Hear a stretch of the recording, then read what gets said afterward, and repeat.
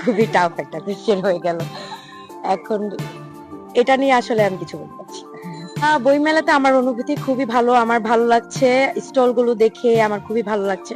এখন অনেক uncommon uncommon বই এসেছে এখানে।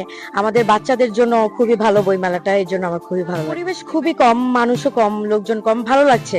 এত হাউকাউ মানে চিলাচিলি নাই, খুবই ভালো লাগছে, নিরিবিলি পরিবেশ। না এখনো কিনি নাই, বাট ইচ্ছা আছে যে দেখি কিনতে পারি। কোন লেখক পছন্দ বা কোনো প্রকাশনী পছন্দ আছে হুমায়ুন কিনা? হুমায়ুন আহমেদের বইগুলো আমার খুবই ভালো লাগে, দেখি এখন ওটা আমি হয়তো বা ওর নিউ কি আসছে ওটা দেখে কিনবো।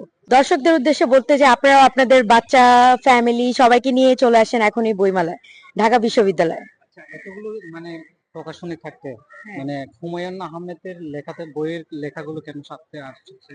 কারণ ওর ওর লেখাগুলো হচ্ছে আমার মনে হয় যে নিজের জীবনের সাথে একটু মিল হয়ে যায় আর কি, এমন কিছু আর কি, আমার নিজের জীবনের সাথে। এই জন্য ওর হুমায়ুন বইগুলো। আহমেদের কোন লেখকের কোন বইটা সবচেয়ে আপনার পছন্দ? এটা তো এখন খুবই টাফ একটা কোয়েশ্চেন হয়ে গেল এখন। এটা নিয়ে আসলে আমি কিছু বলতে পারছি না।